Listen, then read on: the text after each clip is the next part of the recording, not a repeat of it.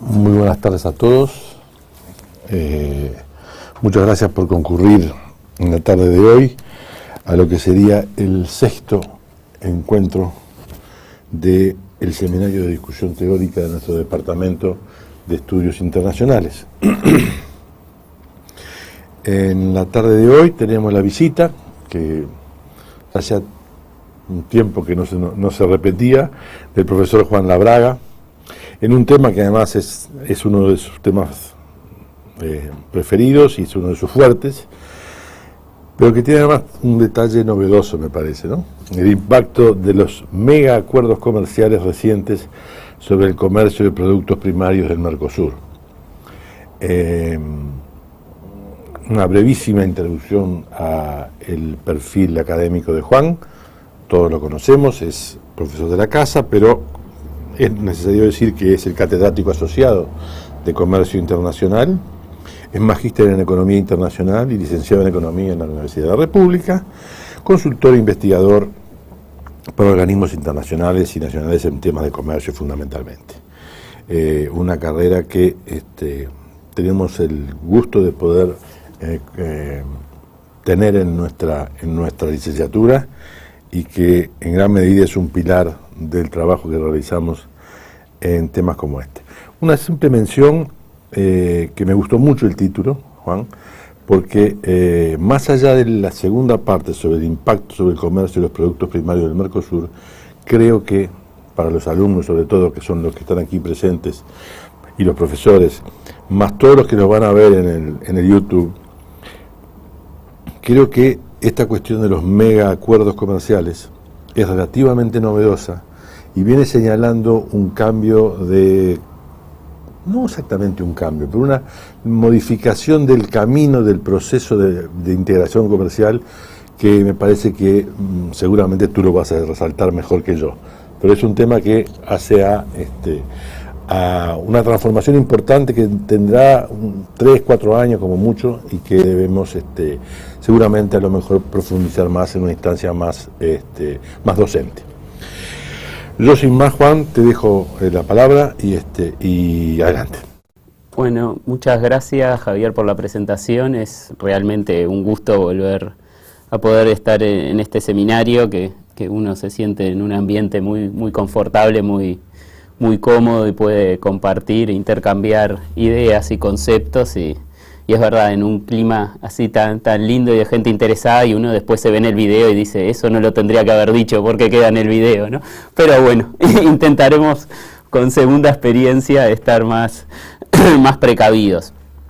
Bueno, sí, un tema que a mí me interesa mucho como docente y como investigador, y que por supuesto no me propongo nada más que tocar algunas aristas y para descubrirlas en conjunto con ustedes, más que para decir ninguna verdad al respecto, porque es un tema tan actual como esta tendencia, el impacto de los mega acuerdos comerciales, ¿no? Básicamente refiriéndome al acuerdo transpacífico, que ya está suscripto por los países pero no está vigente, ¿no? Falta la vigencia del acuerdo, y el acuerdo transatlántico que están negociando Estados Unidos y la Unión Europea en este momento. Y específicamente luego hurgar un poco en lo que es el núcleo de ventajas comparativas del Mercosur, los productos primarios, o al menos donde claramente tienen ventajas comparativas sobre Estados Unidos y la Unión Europea, y donde esos bloques son más proteccionistas, y a ver qué tendencias podemos visualizar o empezar a visualizar de esa negociación.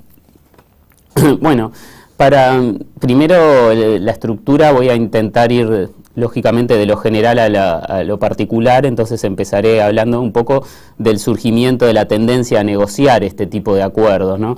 Yo creo que más allá que se llamen acuerdo transpacífico o acuerdo transatlántico o lo que queramos ver, nos está mostrando una tendencia muy importante del ordenamiento multilateral del comercio, ¿no? El ordenamiento multilateral del comercio, tal cual lo conocemos, nace, como todos sabemos, nace en el 47, con el GATT del 47, con apenas 23 países que se ponen de acuerdo y firman ese acuerdo, porque habíamos fracasado hace algunos años en crear una institución para el comercio, pero bueno, actualmente existe la institución y se llama la Organización Mundial del Comercio y tiene más de 160 países que negocian esos acuerdos.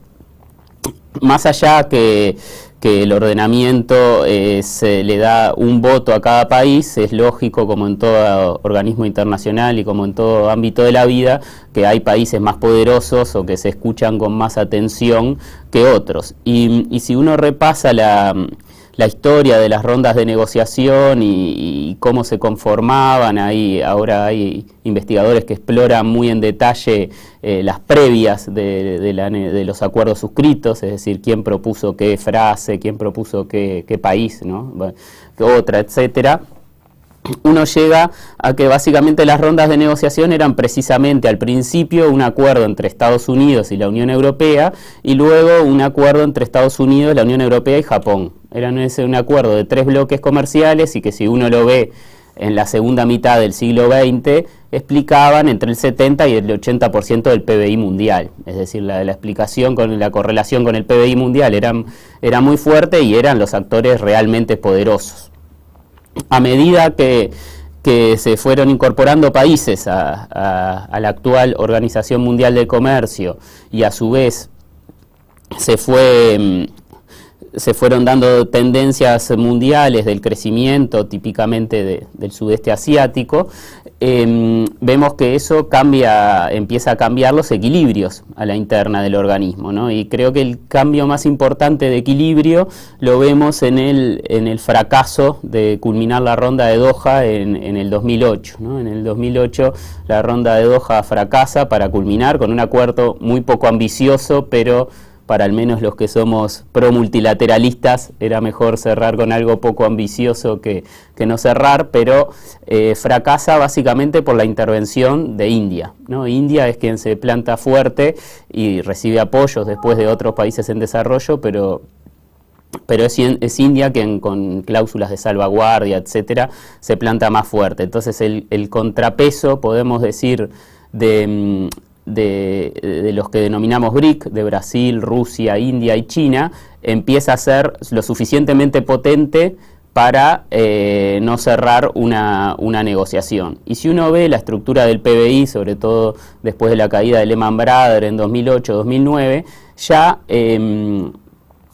ya China cobró tal importancia, ya Rusia cobró tal importancia, Brasil cobró tal importancia, que Estados Unidos, la Unión Europea y Japón siguen siendo importantes, pero son el 50% del PBI mundial, ¿no? Es decir, son la mitad del PBI mundial y eso explica que todavía son jugadores importantísimos, todavía son los líderes, pero no son quienes determinan en exclusiva las reglas que se están negociando o los temas de negociación. No vamos a decir las reglas, sino las reglas las consensuamos entre todos, pero los aspectos a negociar. Eso se ve muy fuerte en el fracaso del 2008. De ahí en más hay sucesivos intentos, pero la ronda podríamos decir que está básicamente estancada, ¿no? y esperando ver, intentando reanimarlas por paquetes de negociación, etcétera, pero ese sería tema de otra charla en qué está la ronda de negociación. El punto central es que yo creo que con ese fracaso, de los fracasos todos aprendemos cosas, Estados Unidos y la Unión Europea se llevan lecciones muy claras. Y creo que una de las lecciones claras que se llevan es que el ámbito de negociación entre ellos dejó de ser la OMC, o la OMC, que estaba vista como un ámbito donde negociaban Estados Unidos y la Unión Europea.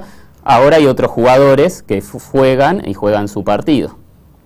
Por tanto, pasa a ser racional que la negociación entre ellos, si pretenden ser socios y aliados, tenga un acuerdo pertinente, ¿no? Y es, creo, el germen, el fracaso del 2008 de la ronda de Doha para el inicio de las conversaciones del acuerdo transatlántico entre Estados Unidos y la Unión Europea. Creo que también ese fracaso es el que muestra el interés, aunque ahora está más dudoso, pero en ese momento era bastante firme, de la Unión Europea también por retomar las negociaciones con el Mercosur, el acuerdo Mercosur-Unión Europea, y también el acuerdo transpacífico, ¿no? El acuerdo de Estados Unidos que incluye a Estados Unidos con todos los países del Pacífico, de la costa, desde Asia hasta los de América Latina, ¿no? Creo que es una comprensión por parte de los grandes actores globales de que dejaron de ser al menos los líderes en exclusividad. Eso, insisto, no es simplemente estoy pintando un panorama de lo que está sucediendo, no emito ningún juicio de valor al respecto, sobre todo como país pequeño, es decir, no tendría nada halagüeño que decir con respecto a esa tendencia, pero bueno, es la decisión que tomaron mientras la ronda de Doha se estanca. Bueno, con esa breve presentación, un poco hablar de las características que me parece que son bien interesantes y bien distintas de los dos acuerdos que me voy a referir, que es el Transpacífico y el Transatlántico, ¿no? En el acuerdo Transpacífico, quizás porque son muchos más países que están negociando, si hay muchos acuerdos ya suscritos entre los países, lo que se hizo es poner en un formato común, en una bolsa común, si me permiten la expresión, todos los acuerdos bilaterales que existían. Es decir, de hecho, si uno analiza el resultado del acuerdo, lo tiene que analizar país por país. Si uno analiza el resultado para Chile lo que suscribieron básicamente no tiene ninguna ganancia porque ya tenía tratados de libre comercio con todos los países. Básicamente no hay ganancias en esta primera instancia de negociación. Ahora voy a referirme un poco más adelante. En la parte que más nos interesa a nosotros, o que yo luego me voy a centrar por otros detalles de los productos primarios o el comercio agrícola ganadero, sí hay una novedad muy importante, que es, por ejemplo, que hay un tratado de libre comercio Nueva Zelanda-Estados Unidos. Nueva Zelanda no tenía acceso a Estados Unidos, más allá de una cuota como tenemos todos los países miembros del Mercosur, y ahora tiene una cuota y de unas toneladas que uno, al menos a mí a priori me sorprendió que Estados Unidos fuera tan generoso con Nueva Zelanda. Creo que fue un mensaje para este lado del mundo, claramente, es decir, no consideraba posible que Nueva Zelanda consiguiera tal acceso como el que está en los acuerdos, ¿no? Que es parte de uno de los problemas que tiene el Congreso de Estados Unidos para ahora refrendar el acuerdo, pero bueno, eso veremos qué sucede, no se puede hacer futurología. O sea que el acuerdo transpacífico es una serie de acuerdos que se negociaron individualmente y de forma aislada, o sea que tienen sus lógicas muy distintas, Chile siguiendo su estrategia, Estados Unidos siguiendo la suya, México la suya, Perú la suya, etcétera, que se ponen todos en una misma bolsa. Esto quiere decir que en una primera instancia, sin ser los nuevos acuerdos como este, que sin duda va a afectar a los países del Mercosur, de Nueva Zelanda, Estados Unidos, uno para el resto de los países de América Latina, sobre todo, no tendería a esperar ningún impacto de la vigencia del acuerdo. Ahora, lo que me parece más interesante es que el acuerdo mismo se plantea pasos a futuro. Es decir, esto que se negoció es solo una primera instancia de negociación, ponemos todo en un marco común, lo podríamos decir mal y pronto, y en segundas instancias de negociación vamos a ir caminando a la armonización de las medidas. Y básicamente con armonización de las medidas me refiero, creo que la que más puede tener impacto en el comercio internacional es la negociación de, en primer lugar, las reglas de origen, armonización de reglas de origen. Eso, por ejemplo, a Chile o en realidad a cualquier país pequeño es vital contar con reglas de origen lo más armonizadas posibles y poder hacer lo que se denomina en la jerga acumulación de origen, es decir, que cuente como producto originario de un país el insumo que traigo de otro país con el cual tengo acuerdo, ¿no? Eso es ganar escala, en definitiva, para los países pequeños. Entonces, para poder lograr eso, las reglas de origen tienen que ser las mismas entre los acuerdos. Eso implica una negociación mucho más compleja, pero bueno, el marco común ya está. Ahora que está el marco común, en una segunda instancia se puede apuntar a armonizar reglas de origen y aún más importante, y por lo que después me voy a centrar un poco más en detalle, pero por lo cual puse de productos primarios específicamente, ver qué pasa en materia de medidas sanitarias y fitosanitarias, ¿no? ya voy a hablar más en detalle, pero el acceso en productos agrícolas, ganaderos, en productos primarios, por lo menos la primera puerta es la medida sanitaria y fitosanitaria. Sin cumplir esa medida, el tamaño de cuota que uno tenga es casi irrelevante porque directamente no va a entrar al mercado. Y si se armonizan esos estándares, o por lo menos se ponen unos mínimos estándares comunes, puede ser un cambio trascendente. Bueno, contrario a esta lógica del acuerdo transpacífico, el acuerdo transatlántico es la negociación de un nuevo acuerdo, que no existe entre dos potencias como Estados Unidos y la Unión Europea. Lo que tiene de interesante para los países del Mercosur y para nuestras ofertas exportables con ventajas comparativas es que Estados Unidos y la Unión Europea en productos industriales prácticamente no se cobran aranceles. O sea, que haya acuerdo o que no haya acuerdo en materia de productos industriales, básicamente no hay ningún cambio. Donde hay cambios importantes es, primero empiezo por las cosas que menos nos interesan, al menos con la oferta exportable actual.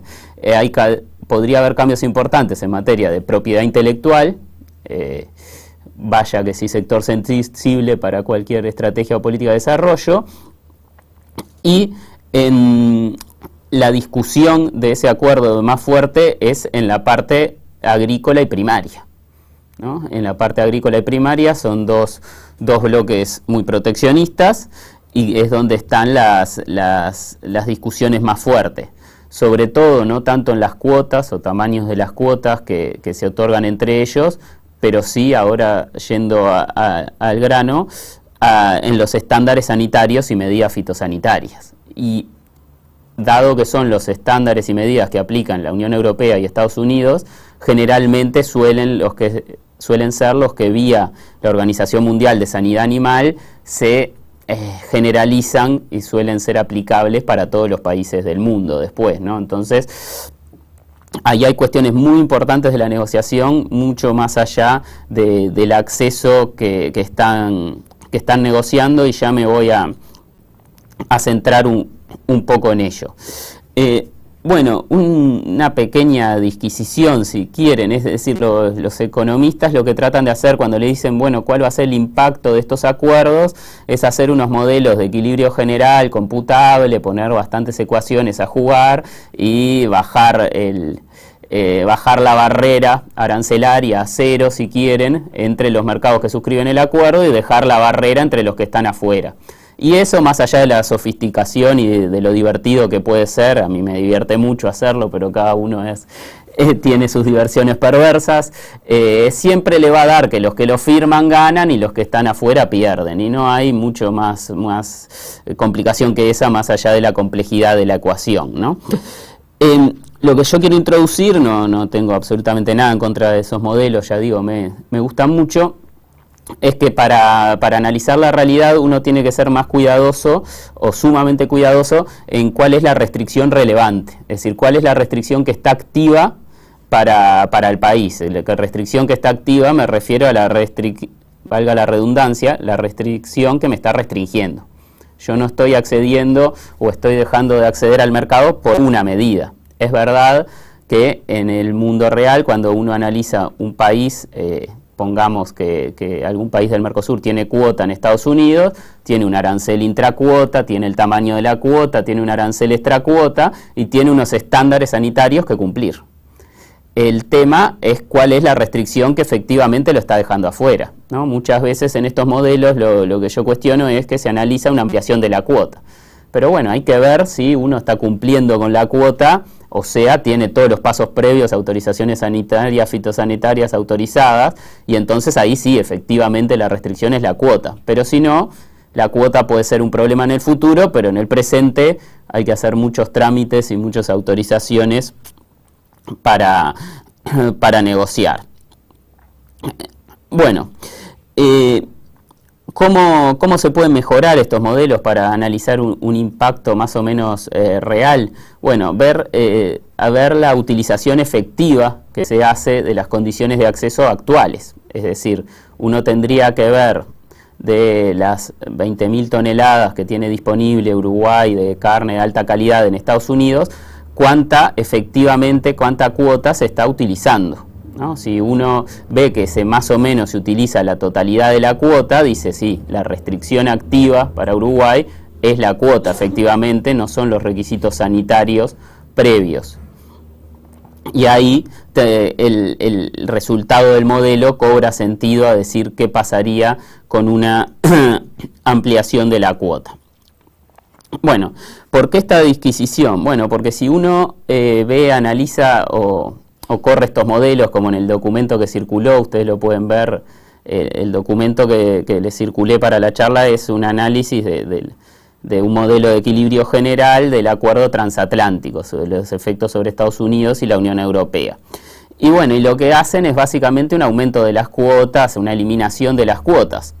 Pero en los productos primarios, la discusión o la restricción para Estados Unidos en la Unión Europea no son las cuotas, no son el tamaño de las cuotas ni la utilización. Es decir, la restricción, y si uno ve las exportaciones de carne ya va a ver que algo raro hay ahí, por ejemplo, es que la Unión Europea en 1989 prohíbe completamente la carne que es utilizada, la carne que fue procesada utilizando hormonas promotoras del crecimiento. En el 89, solo Estados Unidos y Canadá, por la alimentación vía granos, le daban hormonas promotoras de crecimiento al ganado y por tanto toda la carne producida con esas vacas tenía hormonas promotoras del crecimiento.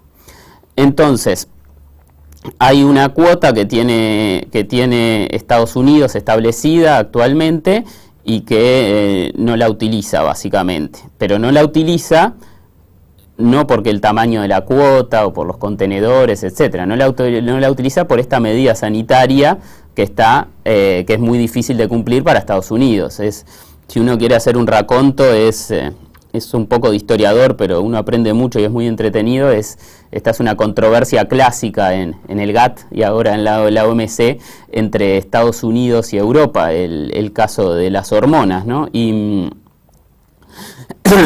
es el punto más importante. De hecho, cuando uno vio hace unas semanas las filtraciones de los textos de negociación, la filtración, lo primero que saltó es que Europa estaba reduciendo sus estándares sanitarios y fitosanitarios. Bueno, es que uno a priori sería esperable que un buen negociador, un negociador informado estadounidense, exija esta medida sanitaria antes de ponerse a hablar de cualquier cosa, ¿no? Es irrelevante hablar del tamaño del cupo si la carne producida o que tiene hormonas del crecimiento no tiene acceso.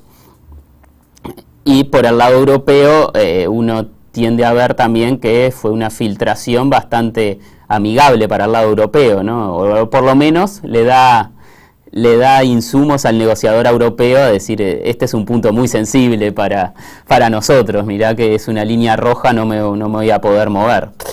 ¿Qué quiero decir eso más allá de las especulaciones que uno puede hacer al respecto? Que el impacto sobre el Mercosur, y ahora sigo en otros productos primarios, pero básicamente en el caso de la carne bovina, está dado por lo que se resuelva en la medida sanitaria. Lo que se resuelva en el estándar sanitario puede hacer que este acuerdo tenga impacto o no tenga impacto. Si los estándares sanitarios siguen tal cual, por lo menos en el corto plazo, hasta que Estados Unidos no cambie de forma dramática su modo de producción de carne bovina, no va a tener acceso al mercado europeo, ¿no? Entonces no es esperable un gran impacto. Es verdad que, como yo les decía, esta controversia, los países, y más los países desarrollados, no se quedan quietos. Esta controversia es del 89. Si ustedes analizan la controversia, en algún momento son bloques grandes, poderosos, negociando entre ellos. Entonces la Unión Europea puso esta medida que prohibió que ingrese carne con hormonas y Estados Unidos le puso un arancel chiquito de 100% a la carne europea, ¿no? Le retalió con un arancel de 100% a la carne y a los lácteos europeos. Ese arancel estuvo vigente hasta el 2009, ¿no? Y después más o menos acordaron que la Unión Europea le daba una cuota a Estados Unidos, pero una cuota en la medida que la carne no fuera procesada no contuviera hormonas promotoras del crecimiento, ¿no? Cada uno de los países interpretó que había ganado la controversia, pero bueno, es decir, Estados Unidos tiene un cupo, pero dado que vio firme a la Unión Europea, lo que hizo desde el 89 hasta acá hay una parte de la producción estadounidense que se ha retransformado, es decir, se ha hecho a la Mercosur. Hay una parte de la producción que la realizan a la Mercosur para cumplir el estándar y poder vender a Europa, ¿no? Exclusivamente. Igual no es la mayor parte de su producción. Bueno, no los quiero aburrir con el problema de las hormonas y de la carne, pero un tema tan importante como ese, o más, porque capaz que es más generalizado, es en el comercio de los productos agrícolas. Y en el producto de los productos agrícolas nos metemos en un punto muy sensible, más allá del tamaño de la cuota o de los aranceles o lo que sea, que es la autorización de los organismos genéticamente modificados, ¿no? En eso ahí tienen políticas bien disímiles y bien diferentes, cómo autorizan nuevas variedades de organismos genéticamente modificados Estados Unidos y la Unión Europea. También con enormes problemas en el sentido de que, bueno, acá hago simplemente una breve digresión también, el acuerdo de medidas sanitarias y fitosanitarias de la OMC, de la Ronda Uruguay, del GATT del 94, es un acuerdo muy bueno, está muy interesante y plantea que uno no puede poner un estándar sanitario, o digamos, solo puede poner un estándar sanitario cuando tiene evidencia científica que lo avale de que hay daño a la salud animal o vegetal, etcétera, ¿no? Algún tipo de salud. Y la discusión de fondo que se da, tanto en el caso de las hormonas, pero uno la ve más claramente en el caso de los organismos genéticamente modificados, es la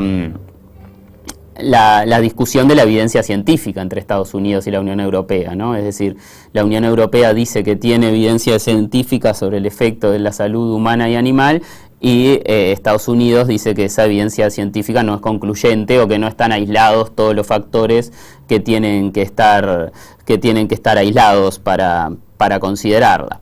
Entonces, más allá de lo que resuelva un tribunal, estos son aspectos bien sensibles, incluso para la opinión pública, ¿no? Es decir, son países desarrollados y todo lo que ustedes quieran, pero todos sabemos que la opinión pública no solo se mueve por la evidencia científica y cuestiones por el estilo. Entonces, para los movimientos verdes, básicamente europeos, son líneas rojas que la Comisión no debería traspasar al momento de negociar este tipo de acuerdos.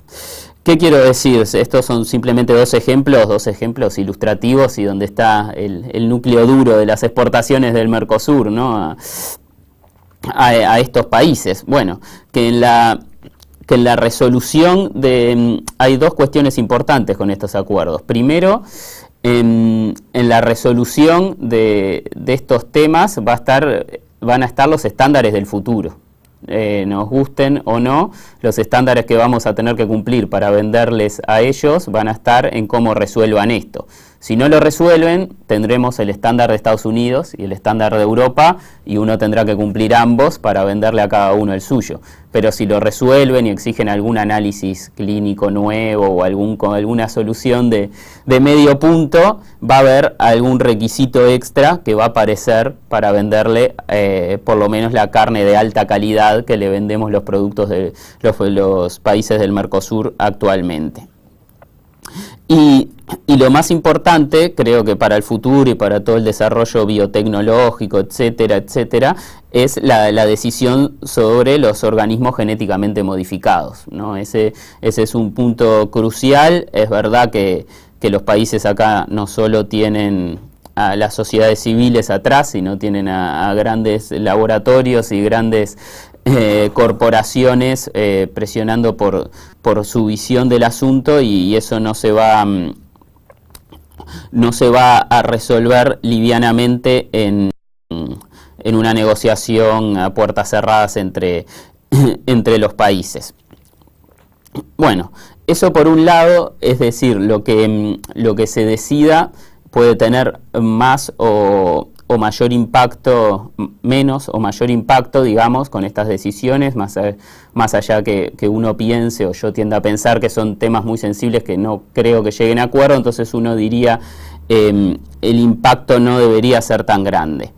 Pero lo más importante, creo, y lo que uno tendría que estar más alerta, es decir, más allá de que el efecto inmediato en estos productos no fuera tan grande, es que, como todos deberíamos saberlo, ya sentarse a negociar fija un precedente. Ya el otro, estamos negociando de tú a tú, ya no somos dos desconocidos y empezamos a construir confianza.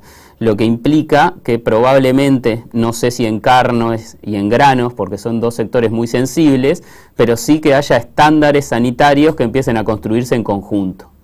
Insisto, no tiene por qué ser necesariamente en los productos más sensibles y donde claramente están en posiciones opuestas y que nos interesan. Pero sí hay otros que son del futuro, que es más probable que desde ahí empiecen a construir cooperación y estándares comunes. Entonces yo creo que estos megacuerdos, no en el efecto inmediato y no en el corto plazo, no en la primera ronda de negociaciones, sean exitosas o no sean exitosas, van hacia la negociación de donde está la restricción activa, por lo menos el primer paso para los productos primarios, que es en las medidas sanitarias y fitosanitarias. Por ejemplo, en un producto muy importante para el Mercosur, sobre todo para Brasil, uno tendería a pensar que es más probable que se construyan estándares comunes, o ya es bastante más fácil que en el caso de la carne bovina, pero en la carne aviar, ¿no? Que en la carne aviar se pueda construir un consenso para ir acercándose a los puntos más interesantes. En síntesis, y antes de decir alguna otra cuestión,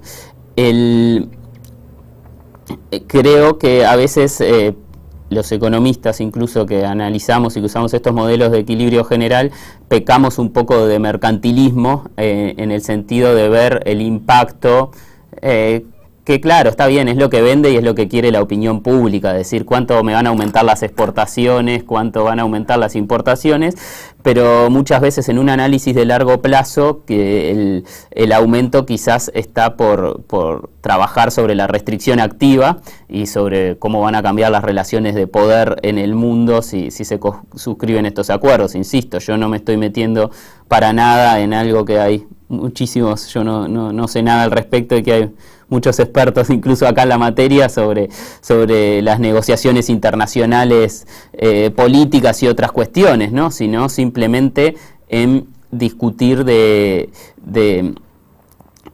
qué es probar científicamente que un estándar hace mal o hace bien, porque es muy lindo tenerlo en un texto de un acuerdo, pero bueno, ¿cuánto es evidencia científica suficiente? ¿Cuánto no es evidencia científica? Está el issue que siempre pone la Unión Europea, que la Unión Europea, cuando uno lee la controversia, en una parte dice, ok, está bárbaro que me pidas que haya evidencia científica, pero ¿cuánta gente tengo que esperar que muera para tenerte tu evidencia científica?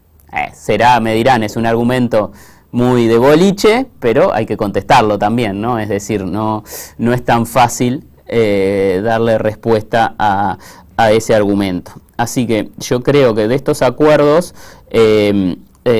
está saliendo el nuevo acuerdo de medidas sanitarias y fitosanitarias de, no me digan qué ronda va a ser, si se va a hacer la ronda de Doha, les quiero decir, o la ronda de lo que sea, pero de las reglas que nos van a gobernar en materia de productos primarios y agrícolas. Como país pequeño, ¿qué es lo que me preocupa? Y por eso siempre a favor del multilateralismo, y bueno, que Uruguay no está participando en esas negociaciones, no está participando, y después cuando uno no participa, es mentira que después no puede estar, pero sí es verdad que es una decisión 0-1, es decir, estoy o no estoy, es muy difícil que vaya a cambiar algo que ya está negociado, ¿no? Es decir, se habla de que Uruguay entre al acuerdo transpacífico. Bueno, que Uruguay entre al acuerdo transpacífico, hay muchas cosas del acuerdo marco que al no participar en la negociación ya están negociadas, es aceptar o no aceptar y no entrar. Pero por eso uno tiende a pensar, siempre a recomendar estar en la mesa de negociación a no estar. Pero más allá que se esté o no se esté, las medidas sanitarias y fitosanitarias que van a gobernar el comercio internacional de nuestro núcleo de ventajas comparativas se están negociando en estos momentos, o sobre todo se están sentando las bases de cómo se van a negociar, ¿no? No es que se estén negociando estos issues, pero sí se está viendo lo que se va a negociar. Y bueno, me quedo por acá y me gustaría intercambiar un poco con ustedes.